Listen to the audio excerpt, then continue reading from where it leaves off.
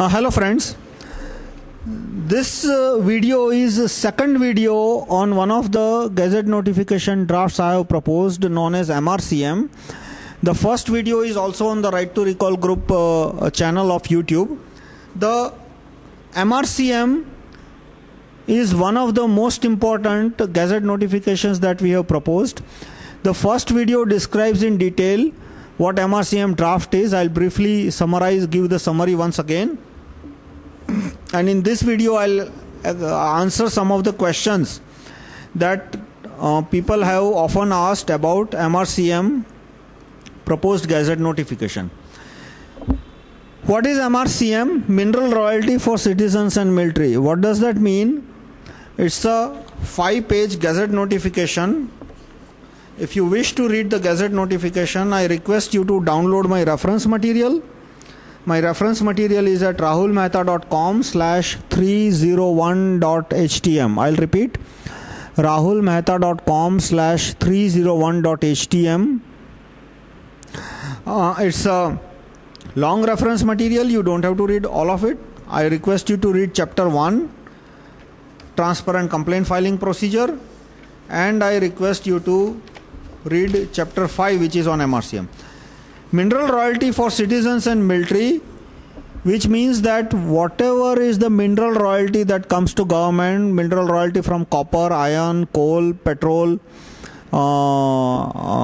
granite, marble and other stones, mineral royalty and spectrum royalty, such as royalty that comes from 2G spectrum, 3G spectrum, and all the rent that comes from government plot. All the rent that comes from government plot means the rent that comes from IIM Ahmedabad plot, Jawaharlal Nehru University plot, Gujarat Vidyapit plot, Gujarat University plot, Ahmedabad airport plot, Delhi airport plot, Mumbai airport plot. All the rent that comes from government plot will get directly distributed equally to all citizens. To be specific, let us say the mineral royalty in the month of January was say 60,000 crore. Then as per MRCM proposed gazette notification, 20,000 crore, that is about 1/3, will go to military, and 40,000 crore will directly get deposited into citizens' account, each citizen getting approximately 350 rupees or so. The entire procedure is described in section 5.12, and outline summary is given in section 5.3 of my reference material, rahulmehta.com/301.htm. So what is our political proposal with respect to MRCM? Our political proposal, we are not asking CM, PM, etc. that print this gazette notification in the draft, print this draft in the gazette notification. We are not asking, at least I am not asking activists to start a mass movement on MRCM draft. They are free to do so. I very much would support it, but my primary request is that activists should ask Prime Minister to print transparent complaint filing procedure draft, which is given in section 1.3. This is section 1.3. It's 1-page draft. I request activists to appeal, to ask Prime Minister to print this draft in Gazette, and also appeal to Mahatma Udham Singh that Mahatma Udham Singh should ask Prime Minister to print this draft in Gazette. And once this draft comes in the Gazette, transparent complaint filing procedure, after that we will start opinion gathering on whether MRCM draft should be printed in Gazette or not. So our political demand is print 3-line transparent complaint filing TCP draft in Gazette, and once TCP comes in Gazette, our activism will be gather public opinion on whether MRCM draft should be printed or in Gazette or not. So whether MRCM is right or wrong will be decided by Prime Minister after Prime Minister gets the opinion of the citizens. Now, questions that come about MRCM, I'll answer them. First question is that is it ethical that citizens should get mineral royalty? So here my question is that let us talk mineral royalty and government land. I'll answer second question as well. Is it ethical that citizens should get rent from Delhi airport plot? Delhi airport plot is about 5,000 acres. Let us take very low ball price. Low ball price is 1 lakh rupee per square meter. Low ball. Right now land prices is way high. Land price in Delhi airport area is around 2 lakh to 4 lakh rupees per square meter, but let's take 1 lakh rupee per square meter. The price of the plot comes as 2 lakh crore. The price of the plot, I'll repeat, is 2 lakh crore, not 200,000, not 200 crore, but 2 lakh crore rupees. How much is the rent? If the rent is collected at 3% of the value per year, then rent comes out to be 120 rupee per citizen per year. That is about 6,000 crore rupees roughly. I am all giving approximate number. And if this rent is collected from passengers by charging them extra on the ticket, then the ticket price will increase by about 1,000 rupee per ticket. So if it is made prorated per ticket, the increase will be 500 to 2,000. But if it is uniformly applied on all tickets, then all ticket price will increase by 1,000 rupees. Now question is that, is it ethical that you should charge the passenger 1,000 rupee extra and give the rent to citizens? So let me ask you a different question, that suppose you own a flat and you give it to me, then is it ethical that you demand rent from me? I don't think you are going to give me your flat for free, right? So you will be asking for some rent. So is it ethical if you ask for rent? Or let me put it this way, that when you ask for rent, I tell you that okay, I won't give you rent, but I'll give you medicine and I'll give education for your kids and I'll give you old age pension. That is, I'll do all the social services for you, but I will not give you any cash rent. So I don't think you will like me as a tenant. You would like a tenant who gives cash every month, maybe a delay or there you will tolerate, but you do not want a tenant who does not pay any rent to you, your flat. So if it is your flat, if it is your plot, you want rent on it, and yes, government will take away 10, 20, 30% of the rent because government has to run court, police, military, etc. Fine. But you want 70, 80% of whatever rent that comes from your flat in your pocket, in your account. Now let us say your plot you have belongs to about 10, 15 family members. Then who should get the rent? Obviously the family members. How much should each family member get in the ratio of their ownership, or equally if there is no known ratio of ownership? So you want rent to be given to the members of the family. So same way I ask, let us say a plot is owned by Reliance. Then who should get the rent of that plot? Obviously the shareholder of the Reliance.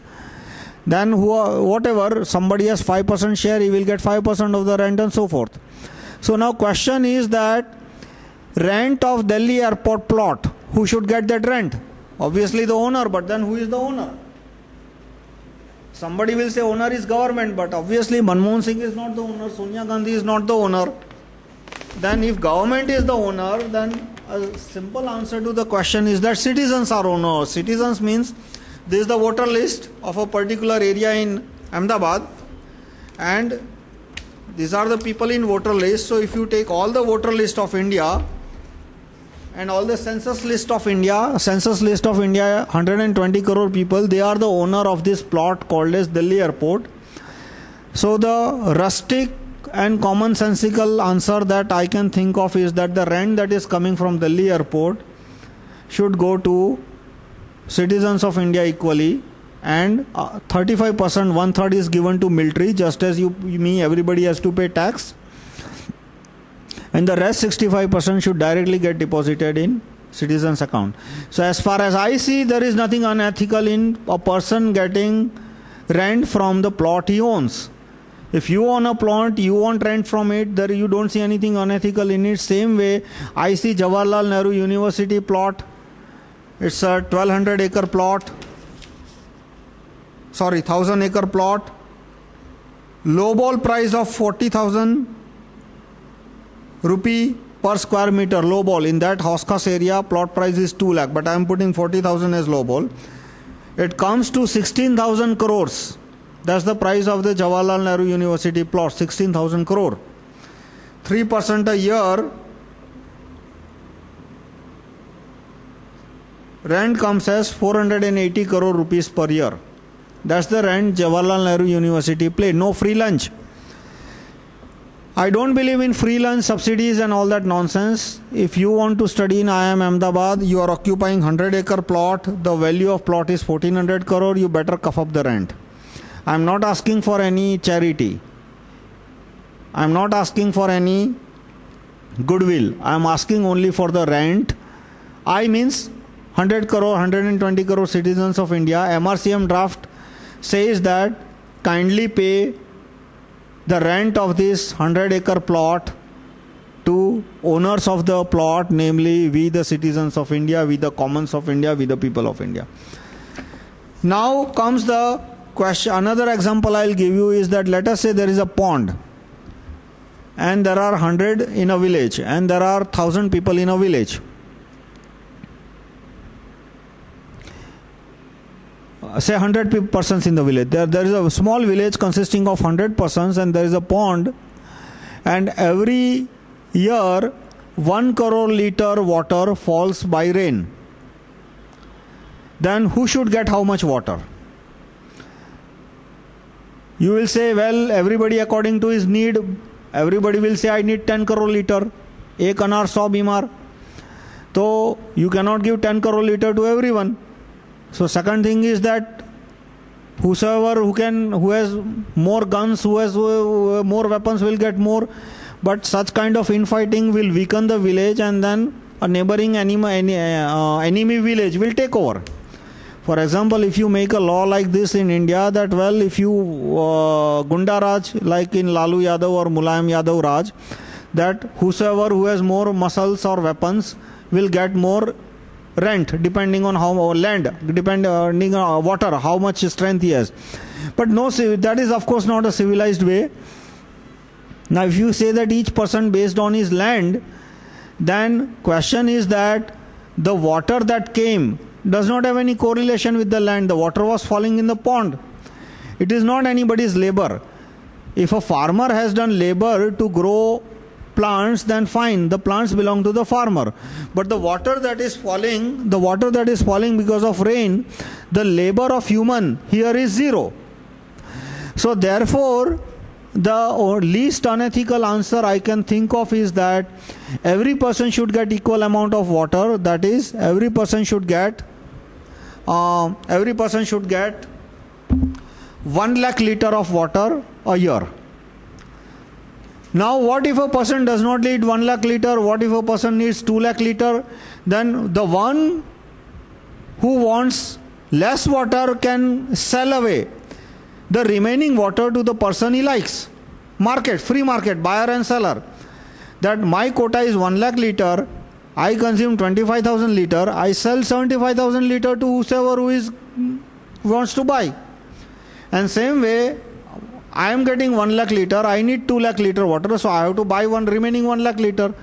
So that way, whatever is the water that is coming in pond, everyone has equal rights over it. That is exactly what MRCM talks about minerals. That we have coal below the land. Who did labor to put coal below the land? No one. God did it. If you believe in God, for example, I believe in God 3 days a week.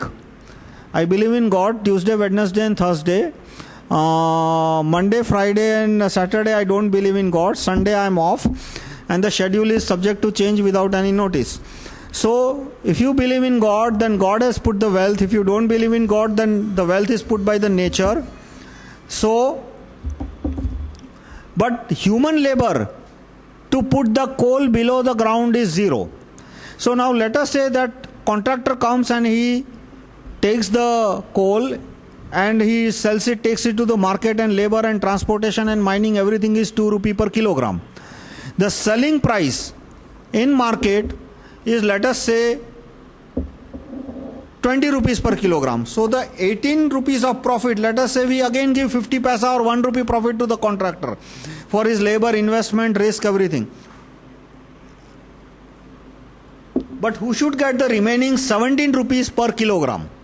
And that's where MRCM says that 1/3 of it should go to the military and remaining 2/3 should be divided equally amongst the citizens. So MRCM only talks about dividing the money that is coming from zero labor goods.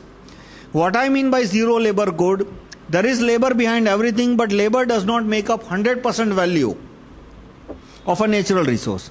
The coal on the ground is 20 rupees per kg, whereas the labor put in digging out the coal is only 2 rupees per kg. So 18 rupees is labor free value, labor free money, or whatever you call it. And that labor free money, as per MRCM draft, 1/3 of it goes to military and remaining 2/3 goes to we the commons of India, that is us commons. Now,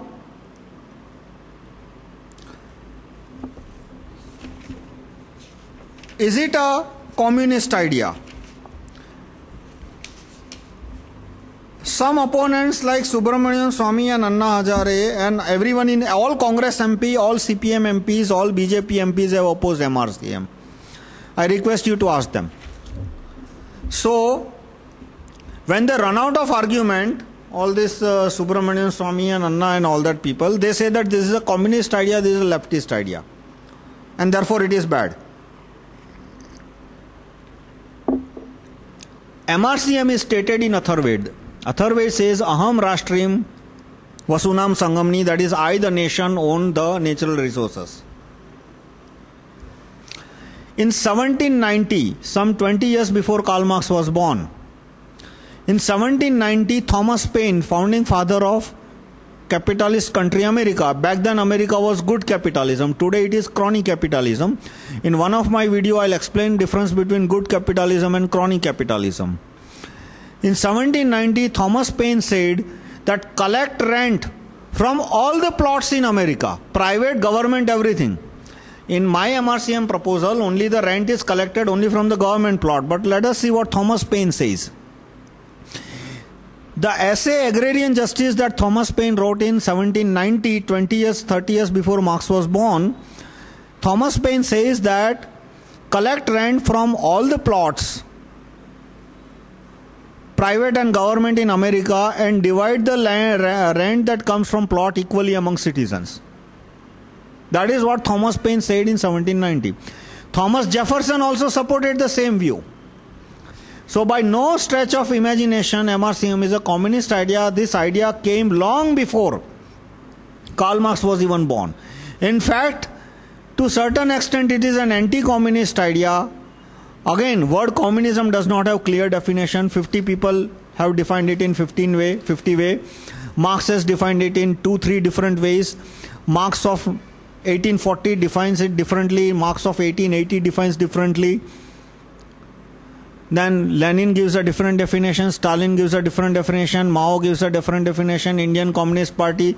There are 35 communist parties. Each one gives a different definition. But whatever definition you use as per communist concept, as practiced by China or Russia, or as advocated by CPM in India, the money will come to government, and government, that is ministers, MP, MLA, judges, they will spend as they like.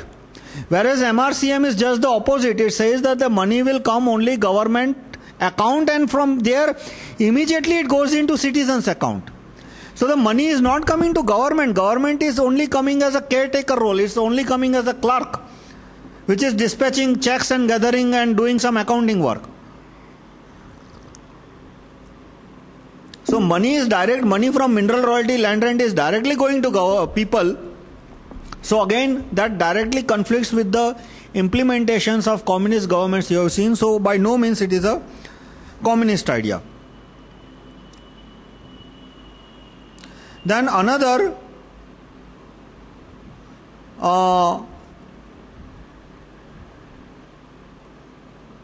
question that comes is that if we don't divide this money equally, then how do we divide it? Or what is the least unethical way to divide it?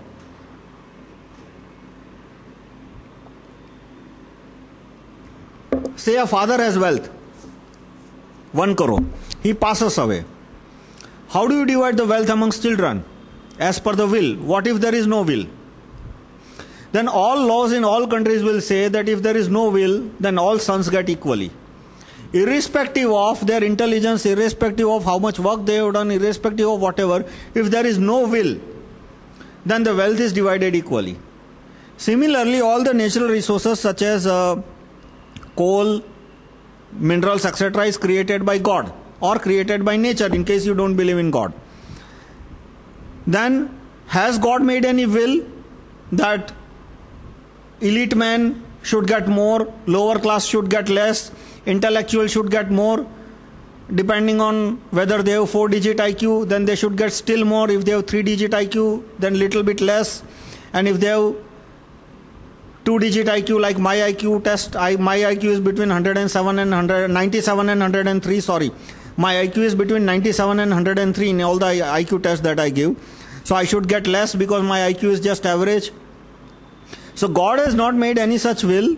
So in absence of will, ethics say that everyone should get equal share, near equal share. So that way, as per the, and the way I put it is that the God did not make any will, because his will said that everyone should get equally. That's why he did not make any will. If he wanted that intellectuals should get more or elite men should get more, then he would have made a will.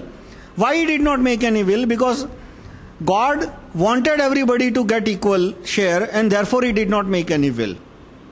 Of course, this is only if you believe in God. Just as I believe in God 3 days a week, so in 3 days a week I believe that since God did not make any will, God wants equal distribution of all natural resources within the country. Now, why within the country and not the whole world? Well, I have this India only view. I do not think beyond India.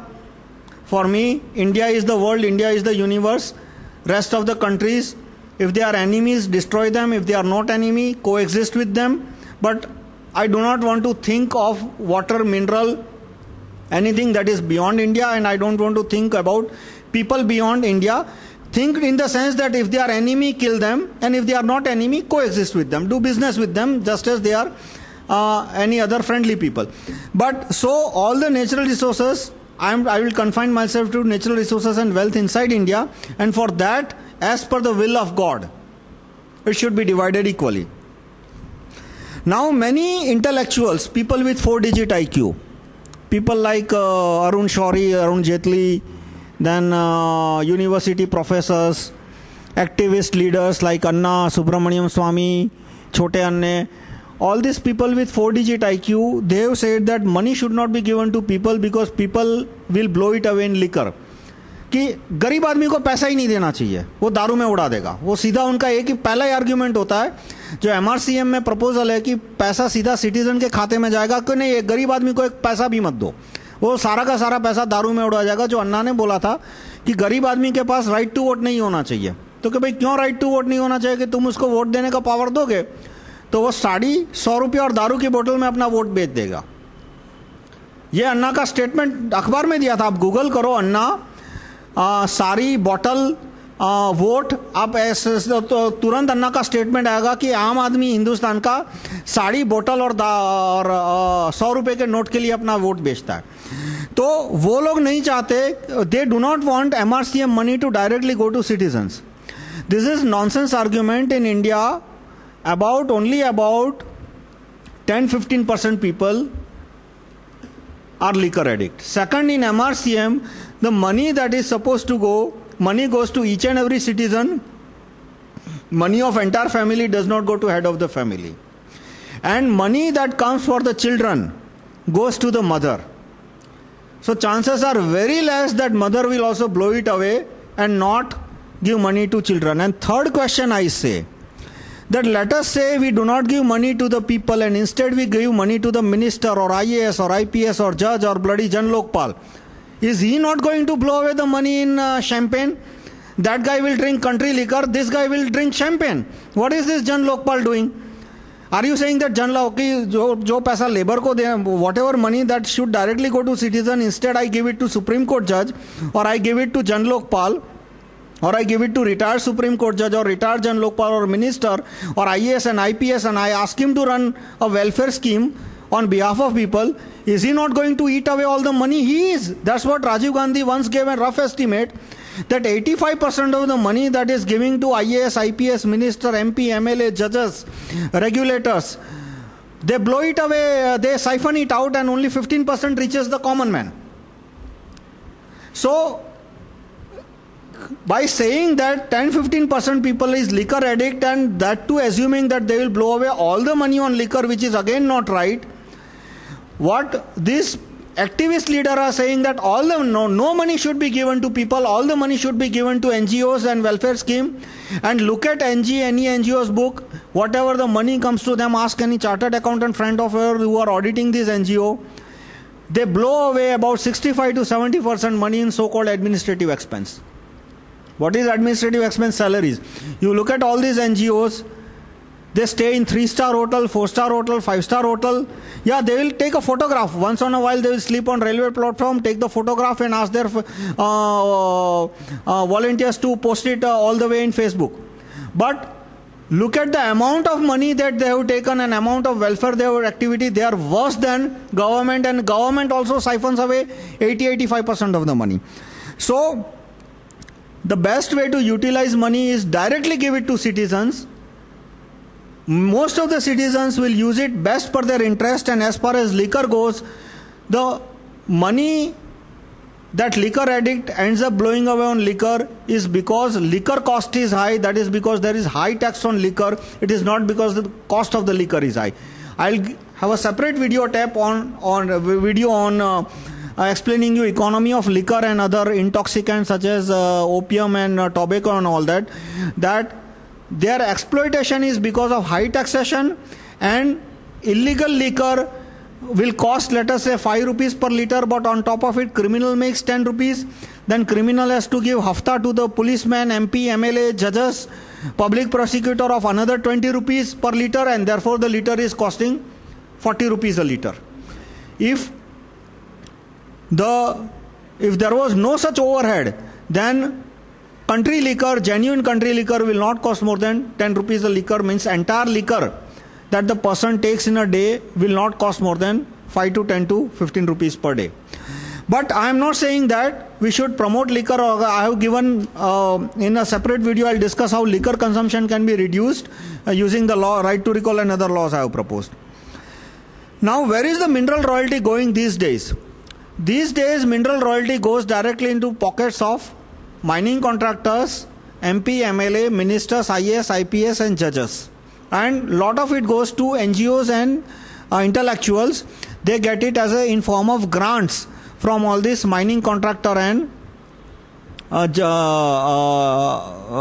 industrialists and businessmen who get mines, who run mines. For example, how?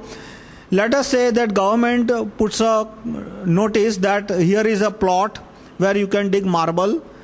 So in such case, a person has to fill out a form where he has to bid that for every cubic feet of marble, I will give 20 rupees to government or 5 rupees to government or whatever, and the person who offers highest bid gets the contract to mine marble from that plot. So what I will do is that, let us say I have myself, Rahul Mehta, and 2 friends A and B. We 3 will fill out a form. I will put 10 rupees, A will put 2 rupees, B will put 5 rupees, so I get the plot. So government gets only 10 rupees. How? And that is dirt low. In fact, on marble foot, the royalty per cubic foot is hardly 2 to 3 rupees per cubic foot. Whereas if you take raw cost, a marble sells for anyway from 200 rupees per cubic foot to 2000 rupees per cubic foot, depending on the quality. So, and mining cost, removing sand, cutting pieces, loading them on truck and taking it to the wholesaler, all this is below 10-15 rupees per cubic feet. So cost is 20 rupees per cubic foot at most. The selling price is of the order of 100 to 2000 rupees per cubic feet. So raw profit that a miner makes is of the order of 200-300 rupees per cubic foot, but the royalty he gives to government is hardly 2 to 3 rupees per cubic foot. I also give an estimate of crude oil and iron ore in my book. So why is the royalty so low? Because we three of them are fixing. How fixing? That I'll put a bid of 10 rupee, my friend A will put bid of 5 rupee, C will put bid of 3 rupees. So I get the. In his second plot, he will put bid of 15 rupees, I'll put bid of 7 rupees, another friend will put bid of 8 rupees. So the B will get the plot, and in the third, A will get the plot. So we three divided the plot. Now question comes, why the fourth guy is not coming? Free market, new entrant. Why doesn't the fourth guy come and put a bid of 100 rupees on each of the three plots? That if the fourth guy comes to collect the form from collector's office or submit the form at collector's office, our criminals will kill him there and there. The story doesn't end there. The story begins from there. How does it begin? That, well, if my criminal is killing him, why is the police commissioner not arresting that criminal? Because I am giving bribe to I means mining contractor. I am giving bribe to the police commissioner. Well, then why is the sessions judge not directly issuing arrest order on that criminal? Because I am giving bribe to the sessions judge as well. Then why is high court judge not taking action? Because I am giving bribe to the high court. The money goes all the way to Supreme Court judges, CBI director, Prime Minister, everyone. The money that should have come in as mineral royalty gets divided from mining contractor to constable, goes all the way to Supreme Court judges, CBI director, Prime Minister, mining minister, depending on the mine, of course. If it is a sand mine, then it will stop at collector level, MP, MLA level, because money is too small. Minister is not interested in chiller, like sand mine. Sand mine is not too much of profit. If it is coal mine, it will go all the way to coal minister and prime minister, like you saw the Manmohan Singh's coal block scam. And if it is petrol mine, then it goes all the way to Rockefeller. Supreme Court judge is too small a partner in coal mine business, in petrol ministry. The petrol mafia, the world petrol mafia is Rockefeller. He owns Reliance. Reliance, yes, for all practical purpose, for all legal purpose, it is owned by Indians, Ambani family and all that. But the machinery of Reliance comes from two major companies, Chevron and DuPont. They are owned by Rockefeller. Rockefeller is the international mafia, oil mafia. And the day, if Rockefeller stops supplying parts, then Reliance machinery, refinery will get shut down within 2 to 3 months. So the day Rockefeller tells that I want all the oil wells that are under Reliance, the Reliance has no option but to sell for whatever. Yeah, they can negotiate the price. I'll give you one real example that Reddy Brothers, Ranbaxy. Ranbaxy was you can Google on Ranbaxy pharmaceutical company. There to sell entire company to some Japanese or Korean company, because that company was so dependent on that Japanese, or Ranbaxy was so dependent on that Japanese and Korean company, that one day that Japanese company said that we want to buy Ranbaxy, tell us the price you want. So they could ask for a price as high as they want. They asked for 1500 crore. Japanese company, okay, fine, take 2000 crore. But I want the full company, full control. Ranbaxy brothers had to get out of it. Same way, oil royalty goes all the way to Rockefeller and Obama. Now, if once MRCM comes, the money will directly start coming to people, and money that is coming to government will increase. See, you are giving 66% royalty to citizens, but yet the 33% amount which is going to military, that is government, will be more than the government is getting right now from mineral royalty. Why? Because today, whatever is the royalty that is possible from market, only 5% is coming to government. 94% is eaten away by mining contractor, IPS, IAS, judges, MP, MLA, ministers, Supreme Court judges, High Court judges, lower court judges, and all that. And those people also give huge amount of money to media, paid media, not to write it. For example, why doesn't Paid Times of India not write about mining, all this mining mafia? I use the word, every media is a paid media, so I use the word and I request you to do the same. Always refer to Indian Express as Paid Indian Express. Please always refer to Times of India as paid Times of India. Please always refer to Hindu newspaper as paid Hindu newspaper. Please don't say the word paid Hindu because that creates a wrong connotation.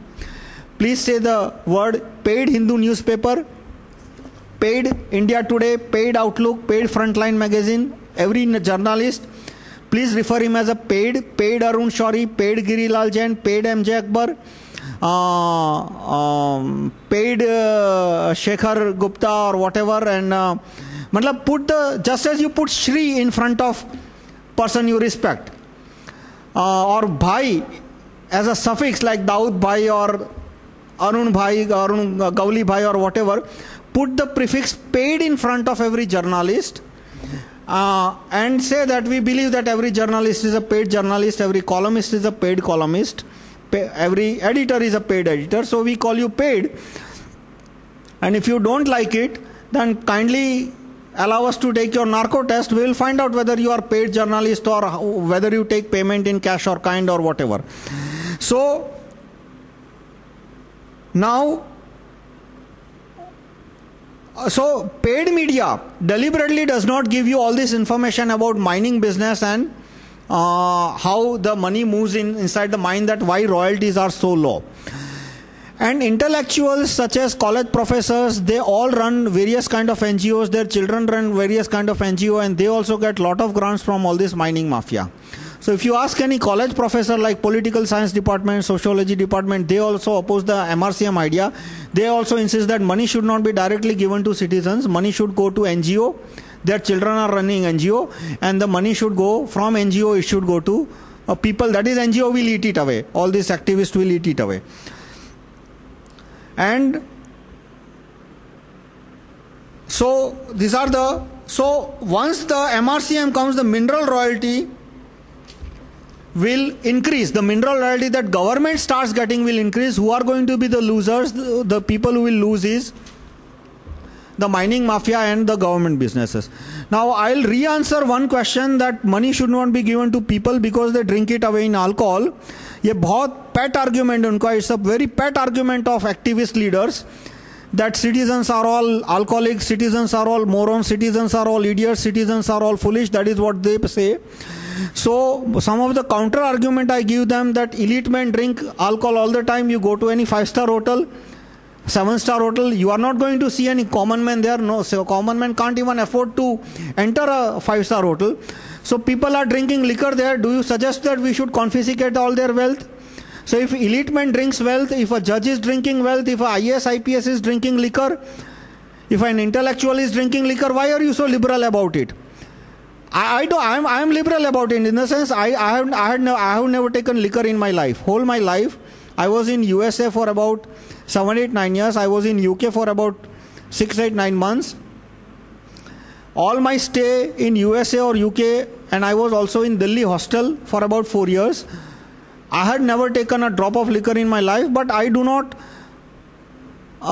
hate people who take liquor. I'll associate less with them, but I don't have any such prejudice that just because he is taking liquor, so let us tie him with a tree and beat him black and blue, which is what Anna used to do.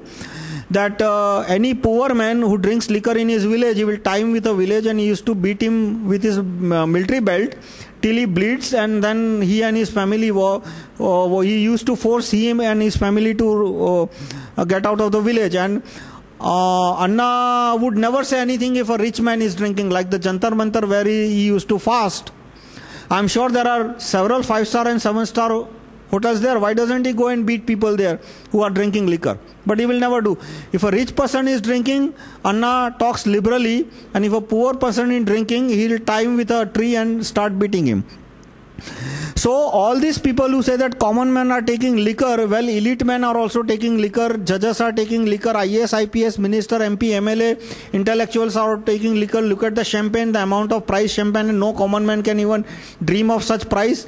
10,000 rupees a bottle, 20,000. So are you suggesting that we should take away all their wealth of elite men because they are blowing it away on liquor? I don't suppose, and nobody will say. You might want to put 10%, 20%, whatever tax on it, on liquor, but that's about it. You don't talk about robbing away money of every elite man who is drinking champagne. So same way, if a person is drinking away money in liquor, it is his money. If he is not spending on children, punish him. Like there are laws in US where the court will directly send notice to the employer that take away this much money, and directly that money is given to the mother. I have supported those clauses. That if the father is not taking care of his family, then half of the money he is supposed to get for MRCM will directly go to the mother. All these clauses are very much welcome. But the argument that people like Anna, Chote Anna are using, that since the people is blowing away money on liquor, don't give a penny to the common man, is a bad argument. They are doing it so that elite men and NGO can siphon out all the fund and use it on themselves. Now comes the question that West does not have MRCM, why do we need it? West does not have MRCM. Saudi Arabia has MRCM. Like in Saudi Arabia, people directly get money from crude oil royalty, but Saudi Arabia is not my model. Saudi Arabia is now a slave state. It is slave of America. American military is ruling Saudi Arabia, Kuwait, etc. The ruling royal family of Saudi Arabia is only namesake. The situation is similar to 1860 of India. In 1860, Britishers had taken over entire India, but in about 1/3 of the India, on paper, there was Indian king which was ruling the territory. But for all practical purpose, that Indian king was just a slave, he was not really a king. So royal family of Saudi Arabia is a slave of America. So I do not take Saudi Arabia as a model. So yes, the question remains that MRCM does not, West does not have any such direct mineral royalty scheme, so why do we need it? West has wealth tax and inheritance tax. For example, when a mineral big time mining contractor or whatsoever who dies, then 1/3 to 40% of his wealth is taken by government in form of inheritance. And wealth has large number of social schemes like education, health, etc. And their corruption is not there. See, this is the critical factor. In India, corruption is so high that of the money 100 rupees that government spends, the common man gets only 15-20 rupees. Whereas in USA, corruption is low. So whatever the $100 that US government spends, common man gets $80-90, and the remaining $10 is inefficiency. It is not really too much of corruption. There is some inefficiency, and that inefficiency will happen in any system to speak of. So therefore, in West, the government schemes are running efficiently, and therefore MRCM was not needed. They do not have poverty, the kind of poverty we have. Many of you are all internet users, most of you, so you really perhaps you must have read about poverty, but just to give you statistics, in Madhya Pradesh, Chhattisgarh, there are large parts of area in India, tribal area, where about 12-15% population lives. They are mostly ST/SCs. Their average income per day is 15 rupees. That's all. Tendu leaf laborer, they collect tendu leaf from the forest, and 10-12 hour of labor at the end of the day fetches them hardly 15 to 20 rupees of money. And they may not be able to do labor all 30 days because of weather or because of illness or whatever. So their cash income that way is not more than 500-600 rupees per month. Today's price level, today, July 2012. So MRCM 400-500 rupees per month literally doubles their income, and it can be more depending on the kind of land prices we have. Now, so West does not have MRCM because they did not have such corruption. Why is the poverty so high in tribal area? Because the rationing card system is not there. It is there on paper, but every piece of grain gets siphoned away. They have not seen kerosene in their life, because 10 liter per family kerosene quota that they are supposed to get is eaten away by chief minister and civil supply minister and local collector and all these nefarious people. Had it been US, then they would have got whatever subsidies they are entitled for, and therefore this poverty would not have existed to begin with. So yes, West did not need MRCM because they had jury system, they had right to recall, so they had low corruption administration. Even if right to recall and jury system came, I don't want to make claim that corruption will disappear in 6 months. Even if I make such claim, do you believe that they will believe in your claim? I don't think they will believe in my claim. Even if I and you believe in that claim, that I think that right to recall will eliminate corruption in 2 months. But try convincing it to the tribal, try convincing it to poor upper caste or lower middle class that right to recall will come and poverty will disappear, or corruption will disappear in 3 months. And even if corruption disappears, you cannot remove all the inefficiencies, inherent inefficiencies in 6 months. So giving cash directly is the fastest way to reduce his food poverty, cloth poverty, shoe poverty, whatever poverty you call, basic medicine poverty. And therefore I support MRCM that the cash should be directly given to the citizen. So I have answered pretty much most of the questions. If you have any question, I request you to put them in this YouTube video, or better, I would request you to put it in the Facebook community. We have Right to Recall Against Corruption community. There is a fraudulent Right to Recall community started by some Anna fan. That is not us. It is some person we don't know. I think it is a fraudulent fan of Anna. Right to Recall community, it has got about 10,000 to 11,000 members on Facebook. That's where you can post questions, or you can post question on this YouTube video, or you can post the questions to me at mehtarahulc@yahoo.com. Thank you very much.